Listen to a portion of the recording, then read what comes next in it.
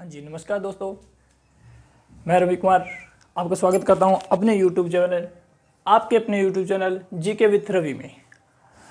अपने जो इतिहास का सिलसिला लेके चले थे, उस सिलसिले को प्रॉपर रूप से आगे उसी रूप में लेके चलते हैं।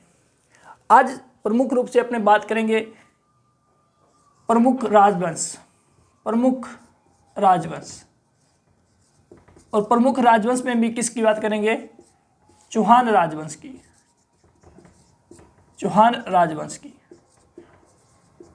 इन चौहानों को पढ़ाने से पहले मैं आपको एक बात बताना चाहूँगा कि मैंने मेरी जो प्रथम वीडियो डाली थी, उस वीडियो में मैंने हेरोडोटस बताया था। एक बार बताना चाहूँगा मैं।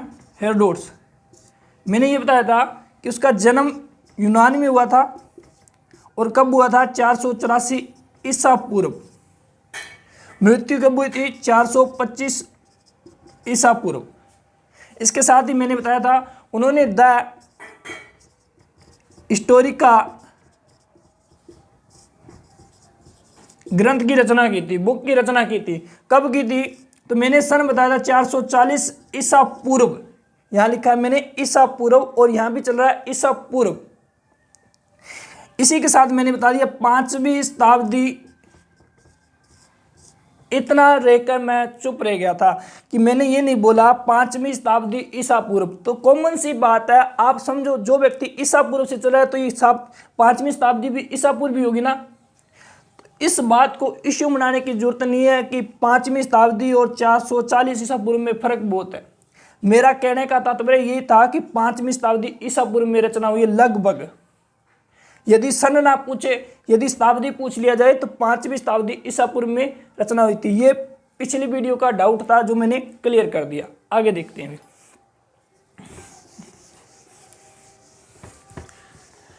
अपने आज स्टार्ट करते हैं प्रमुख राजवंशों में भी कौन सा राजवंश? चौहान राजवंश।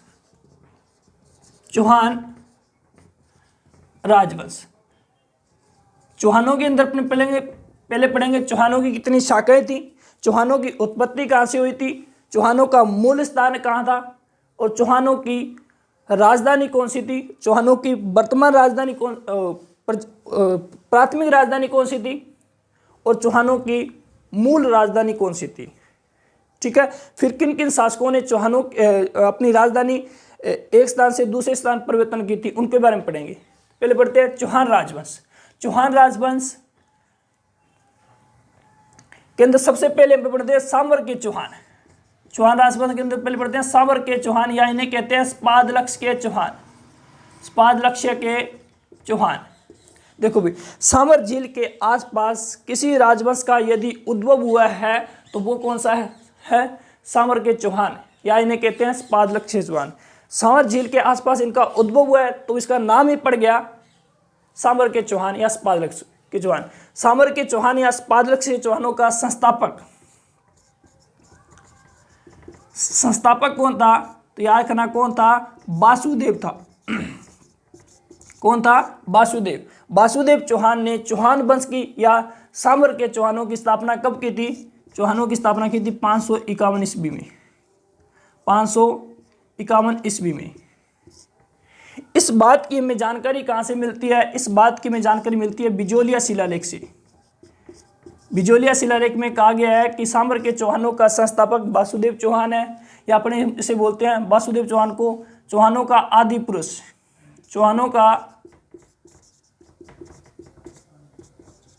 पुरुष, या अपने बोल सकते हैं मूल पुरुष।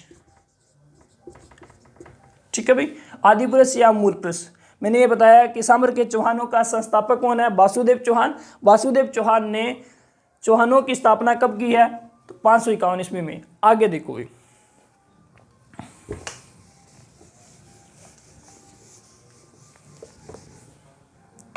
आगे चौहान राजवंश पढ़ रहे हैं। सबसे पहले पढ़ा आपने सांवर के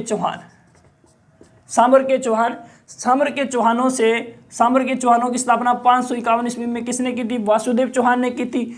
सांवर के चौहानों को आगे दो भागों में बांटा गया है, यानी कि इनकी शाखाएं दो आगे शाखाओं में निकली। उन्हें बोलते अपने नाडोल के चौहान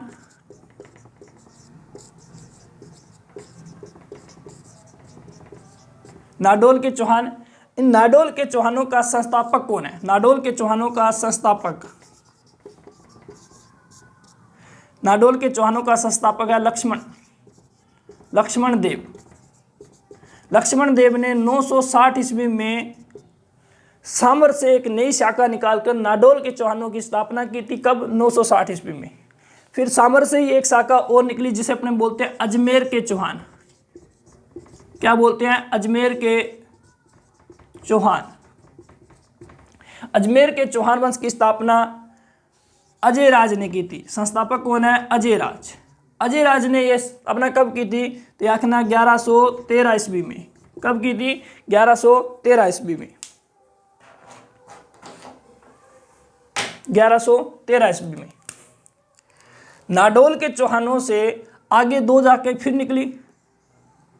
कितनी शाखाएं निकली? 2 शाखाएं निकली। नाडोल के चौहानों से आगे 2 शाखाएं निकली।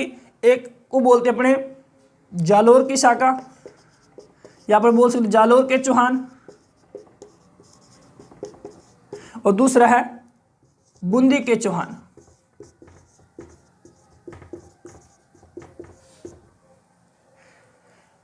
नाडोल के चौहानों से चौहान वंश की 2 शाखाएं निकली। एक को बोलते हैं जालोर के चौहान और दूसरे को बोलते हैं बूंदी के चौहान। जालोर के चौहानों का संस्थापक, इसकी स्थापना करने वाला कौन था? तो कीर्तिपाल था। कौन था? कीर्तिपाल था। कीर्तिपाल ने जालोर के चौहान वंश की स्थापना कब की? तो 1181 ईस्वी में की थी। कब की थी? 1181 ईस्वी में की थी। बूंदी के चौहानों का संस्थापक कौन था? देखना, देवाहाड़ा। देवाहाड़ा। देवाहाड़ा ने बूंदी के चौहानों की स्थापना कब की? तो आखना 1241 ईस्वी में की थी। कब की थी?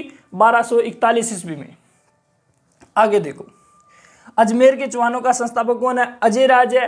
अजय राज ने 1113 ईस्वी में अजमेर के चौहानों की स्थापना की। अजमेर के चौहानों से एक नई शाखा निकली जिसे अपने बोलते हैं रणथंभौर के चौहान। रणथंभौर के चौहान। रणथंभौर के चौहानों का संस्थापक कौन है? तो रणथंभौर के चौहानों का संस्थापक है गोविंदराज। गोविंदराज। गोविंदराज वही है पृथ्वीराज चौहान तृतीय का पुत्र। इस गोविंदराज ने 1194 ईस्वी में रणथंभौर के चौहानों की स्थापना की थी। अजमेर के चौहानों से एक नई शाखा निकली, रणथंभौर के चौहान। रणथंभौर के चौहानों का संस्थापक कौन है? तो वासुदेव चौहान है, गोविंदराज चौहान है। गोविंदराज चौहान ने 1194 ईस्वी में इसकी स्थापना की थी। यानी कि रणथंभौर के चौहानों का संस्थापक कौन है? गोविंदराज है। गोविंदराज ने 1194 ईस्वी में रणथंभौर के चौहानों की स्थापना की थी। इस रणथंभौर का महत्वपूर्ण शासक है हमीरदेव। आगे देखो, मैंने बताया कि नाडोल के चौहानों से 2 शाखाएं निकली, जालोर के चौहान और बूंदी के चौहान। फिर याद रखना, जालोर के चौहानों से एक और शाखा निकली, इन्हें बोलते हैं सिरोही के चौहान। क्या बोलते हैं? सिरोही के चौहान। सिरोही के चौहान। सिरोही के चौहानों का संस्थापक कौन है? तो राव लुम्बा। राव लुम्बा। सिरोही के चौहानों का संस्थापक कौन है? राव लुम्बा।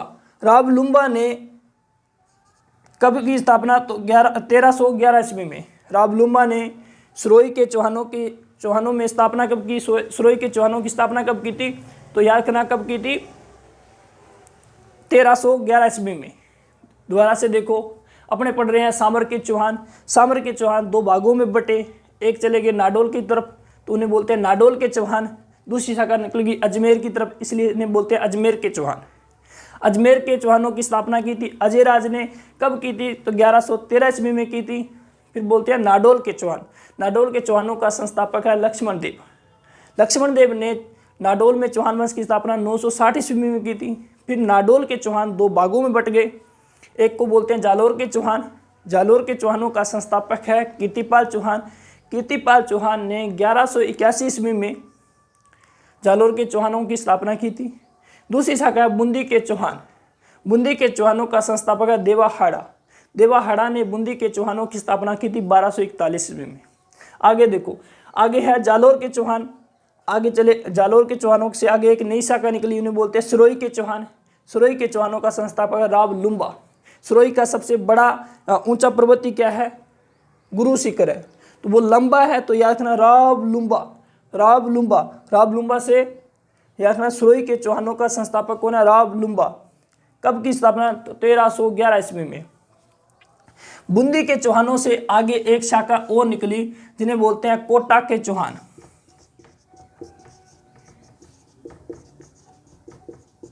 क्या बोलते हैं? कोटा के चौहान। ठीक है, कोटा के चौहानों का संस्थापक माधो सिंह था। कौन था? माधो सिंह था। तो ये चौहानों की प्रमुख रूप से शाखाएं हैं।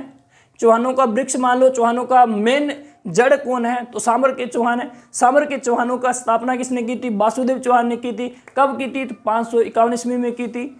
सामर के चौहानों का नाम सामर क्यों पड़ा? क्योंकि सामर झील के आसपास इनका उद्भव हुआ था। सामर झील के आसपास इन्होंने राज किया था, इस कारण इनका नाम ही क्या पड़ गया? पादरक्ष के चौहान या सामर के चौहान।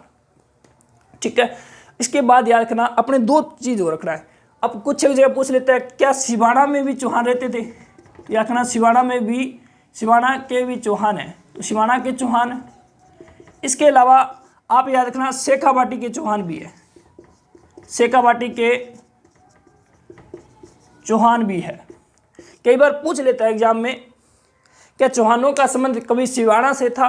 तो बिल्कुल, चौहान कभी सिवाना में अपने राज किया था उन्होंने, इसलिए एक शाखा अपने सिवाना में चौहानों की पढ़ते हैं। कई बार पूछ लेता है क्या चौहानों ने कभी शेखावाटी पे अधिकार किया था? बिल्कुल किया था। आशा करता हूं यहां तक समझ में आ गया। यदि आप स्क्रीनशॉट लेना चाहो तो ले सकते हो। ठीक है भाई, बैठ।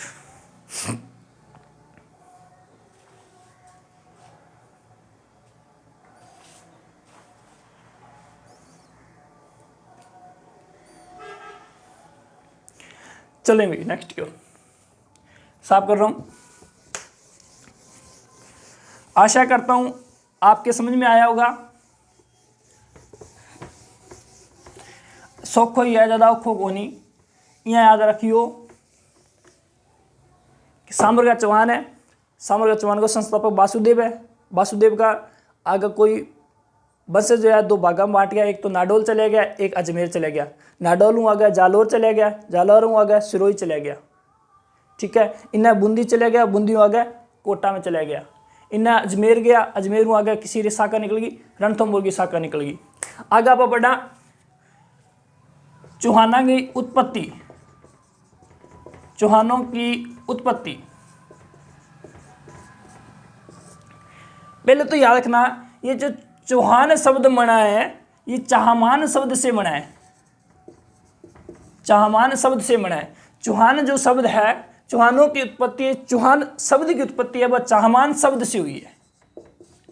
कि सर आप ऐसा क्यों कह सकते हो? बिल्कुल, हमारे एक कवि है जिसका नाम है जैनक। जैनक, इस व्यक्ति ने एक ग्रंथ लिखा है पृथ्वीराज विजय। पृथ्वीराज विजय। पृथ्वीराज विजय में यह स्पष्ट किया गया है कि चौहानों की उत्पत्ति चाहमान शब्द से हुई है। जैनक कश्मीर का रहने वाला था, इसलिए इसे कश्मीरी कवि कहते हैं। कश्मीरी कवि कहते हैं। क्या कहते हैं? इसलिए इसे कश्मीरी कवि कहते हैं। दोबारा देख लो, चाहमान शब्द की उत्पत्ति चौहान शब्द की उत्पत्ति चाहमान शब्द से हुई है। इस बात का उल्लेख कौन करता है? तो जैनक करता है। जैनक कश्मीर का रहने वाला था, इसलिए इसे कश्मीरी कवि कहते हैं। इसने क्या लिखा था? तो पृथ्वीराज विजय लिखा था। ठीक है भाई, नेक्स्ट देखते हैं चौहानों की उत्पत्ति। चौहानों की उत्पत्ति, चौहानों की उत्पत्ति के बारे में सर्वप्रथम हमें जानकारी मिलती है। देखो चौहानों की उत्पत्ति कहां से हुई है? एक नंबर याद रखना, अग्निकुंड से। कहां से हुई है? अग्निकुंड से। कि आपके पास ये साक्ष्य क्या है कि अग्निकुंड से चौहानों की उत्पत्ति हुई है? बिल्कुल है भाई। आपने सभी ने नाम सुना पृथ्वीराज रासो।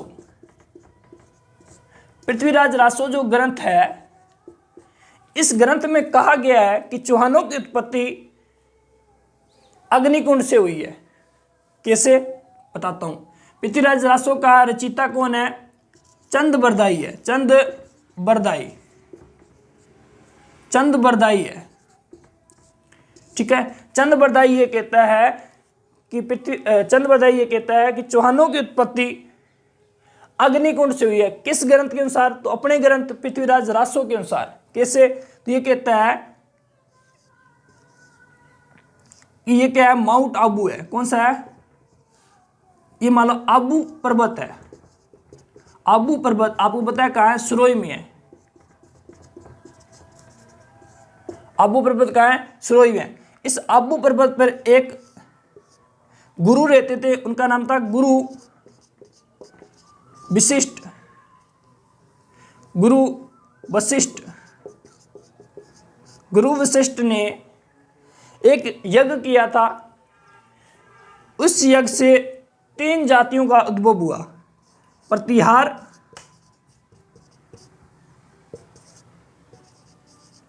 परमार और तीसरी थी चालुक्य,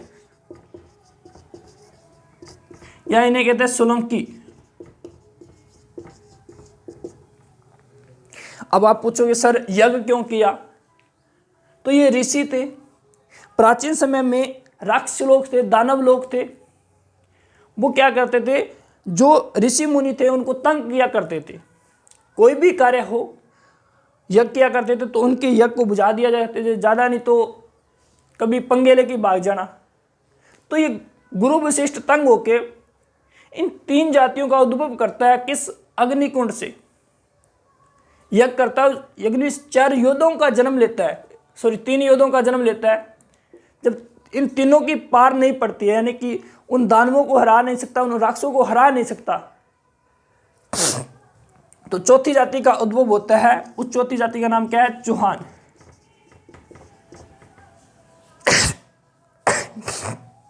देखो चौथी जाति कौन सी थी? चौहान वंश।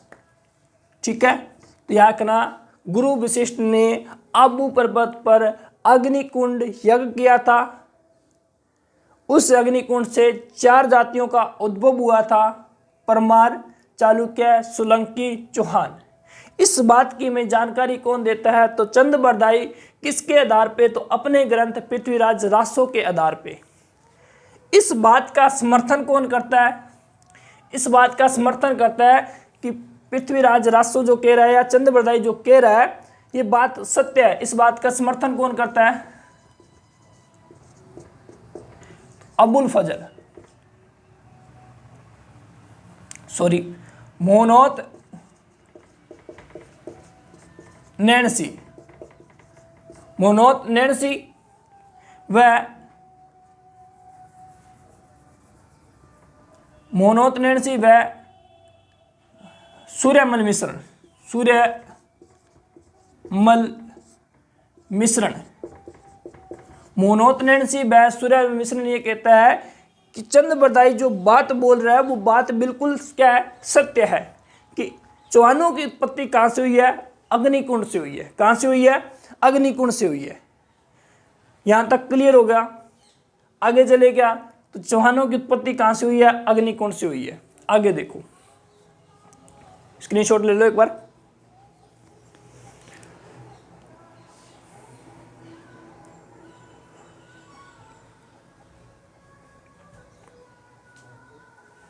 चलेंगे,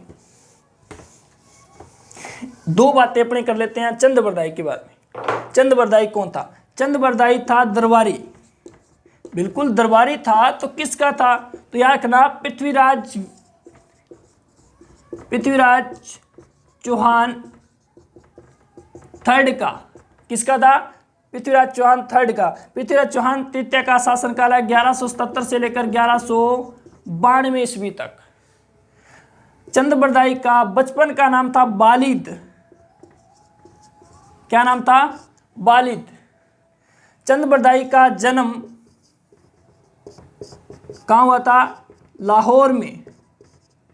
चंद बरदाई का जन्म कहाँ हुआ था? लाहौर में। जन्म हुआ है तो मृत्यु होगी ना? तो चंद बरदाई की मृत्यु कहाँ पे हुई थी? गजनी में।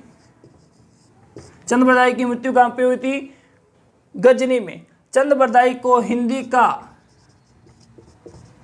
हिंदी का प्रथम कवि कहते हैं। क्या कहते हैं? हिंदी का प्रथम कवि कहते हैं।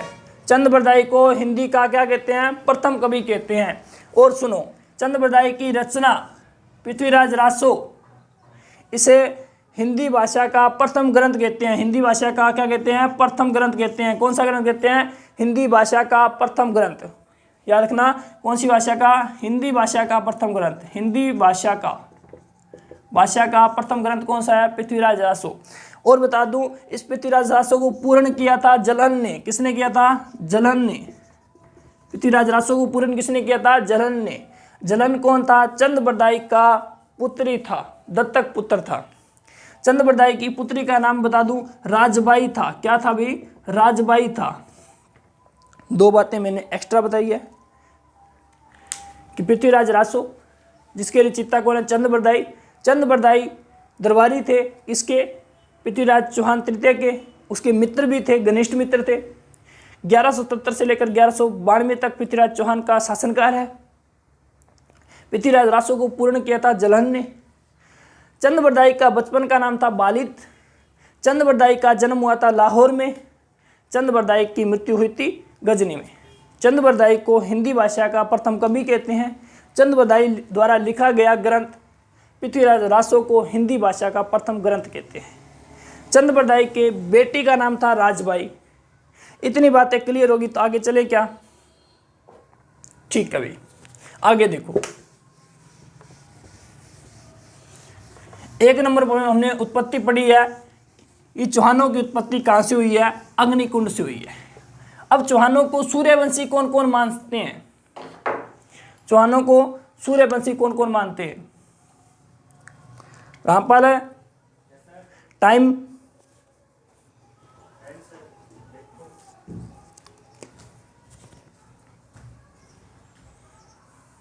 चौहानों को सूर्यवंशी कौन कौन मानते हैं? सूर्यवंशी। चौहानों को सूर्यवंशी कौन कौन मानते हैं? चौहानों को सूर्यवंशी मानते हैं जैनक। कौन मानते हैं? जैनक।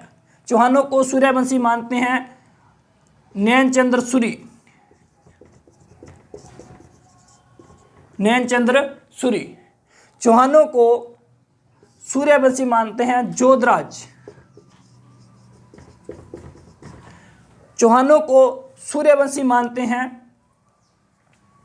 नरपति नाल्य।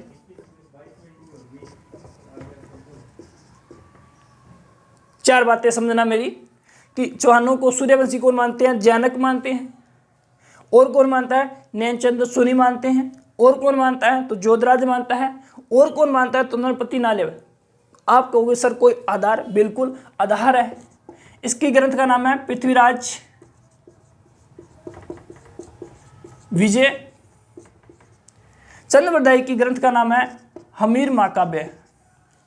सॉरी, नैनचंद्र सूरी के ग्रंथ का नाम है हमीर महाकाव्य।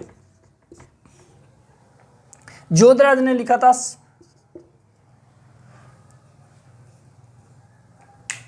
नरपति नाथ ने बिसलदेव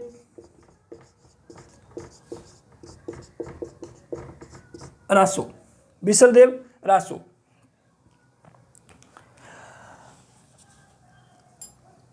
इन चार ये लिखा रहे हमीर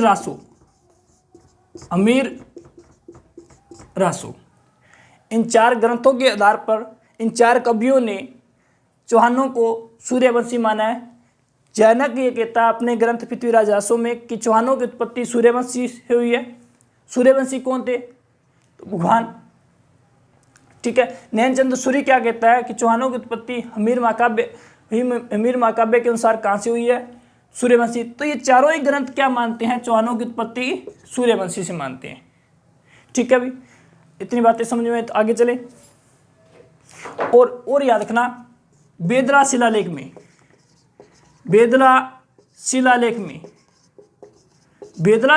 में भी चौहानों की उत्पत्ति कहाँ से मानी गई है? सूर्यवंशी। बेदला शिलालेख किसका है? तो पृथ्वीराज चौहान तृतीय के समय का है। और याद रखना, चौहानों की उत्पत्ति सूर्यवंशी से कौन मानते? चौहानों की चौहानों की प्रशस्ति से, चौहानों की जो प्रशस्ति है उस प्रशस्ति में भी ये माना है कि चौहानों की उत्पत्ति सूर्यवंशी से हुई है। ठीक है भाई, आगे देखते हैं।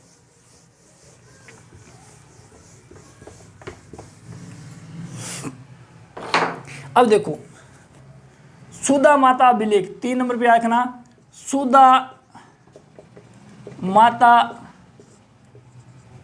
शिलालेख।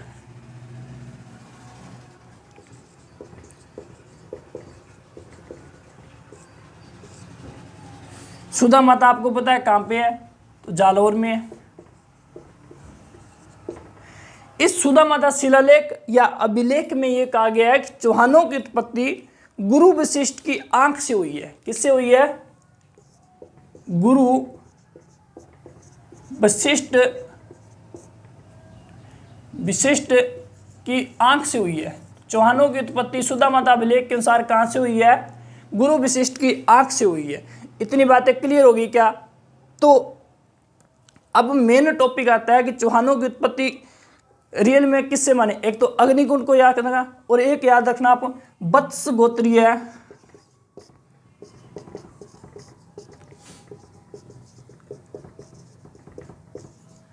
ब्राह्मण। 4 नंबर चल रहा है, आप याद करना बिजोलिया शिलालेख के अनुसार, बिजोलिया शिलालेख के अनुसार चौहानों की उत्पत्ति, बिजोलिया शिलालेख के अनुसार चौहानों की उत्पत्ति कहां से हुई है? वत्स गोत्रीय ब्राह्मण। किसने बताया? डॉक्टर दशरथ शर्मा ने। डॉक्टर दशरथ शर्मा ये कहता है, इसका याद रखना, एक व्यक्ति और इसका समर्थन करता है, doctor DR. Bhandarkar. Doctor DR. Bhandarkar व डॉक्टर दशरथ शर्मा। अब मेन याद रखना डॉक्टर दशरथ शर्मा को। डॉक्टर दशरथ शर्मा ये कहता है कि चौहानों की उत्पत्ति वत्स गोत्रीय ब्राह्मण, यानी कि चौहान क्या थे? ब्राह्मण थे। किस आधार पे कह रहा है? ये बिजोलिया शिलालेख के आधार पे कह रहा है। तो याद रखना डॉक्टर दशरथ शर्मा चौहानों की उत्पत्ति कहां से मानता है? कि चौहान वत्स गोत्रीय ब्राह्मण थे, यानी कि ब्राह्मण वंशीय कौन माना है? तो डॉक्टर दशरथ शर्मा मानता है। किसके आधार पे? तो बिजोलिया शिलालेख के आधार पे। जब मैं आपको चौहान स्टार्टिंग करवाऊंगा, पूरी मतलब शुरू करवाऊंगा, जब मैं पूरा का पूरा बिजोलिया शिलालेख आपको कंप्लीट करवा दूंगा कि कब का है, इसके अंदर किस किस की जानकारी प्राप्त होती है, सभी करवा दूंगा। तो डॉक्टर दशरथ शर्मा ने चौहानों की उत्पत्ति किससे बताई है? ब्राह्मण। और ब्राह्मण में भी जाति बताई है इसने, कौन सी? वत्स गोत्रीय ब्राह्मण। कौन से ब्राह्मण? वत्स गोत्रीय ब्राह्मण। ठीक है भाई, अब देखो, और इतनी क्लियर होगी बातें। स्क्रीनशॉट लेना चाहो तो ले लो। अब देखो भाई,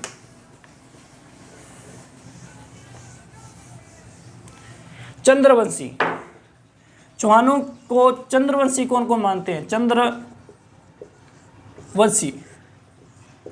चौहानों की उत्पत्ति चंद्रवंशी से कौन कौन मानते हैं? तो एक तो याद रखना हांसी शिलालेख, हांसी शिलालेख एक नंबर ये हो गया। 2 नंबर याद रखना आबू का अचलेश्वर मंदिर में जो शिलालेख लगा है, आबू का अचलेश्वर मंदिर में जो शिलालेख लिखा हुआ है, लगा हुआ है, वो 1320 का है। हांसी शिलालेख और आबू का अचलेश्वर मंदिर पे लगा हुआ शिलालेख, इन दोनों में ये बताया गया है कि चौहानों की उत्पत्ति कहाँ से हुई है? चंद्रवंशी। और चंद्रवंशी कौन थे? भगवान कृष्ण थे। यानी कि चौहानों का संबंध किससे बताया गया है? चंद्रवंशी से बताया। पहले सूर्यवंशी, सूर्यवंशी से कौन बता रहे थे? तो उन 4 व्यक्तियों का नाम याद रखना, जैनक, नयनचंद्र सूरी, जोधराज और नरपति नाल्य। उन्होंने चौहानों का संबंध बताया था भगवान राम से, क्योंकि सूर्यवंशी कौन थे? भगवान राम थे, याद रखना। तो चंद्रवंशी यानी कि भगवान कृष्ण से संबंध कौन बता रहे हैं? तो हांसी शिलालेख और आबू का अचलेश्वर मंदिर का शिलालेख, जो कब का है? 1320 ईस्वी का है। अब देखो छठा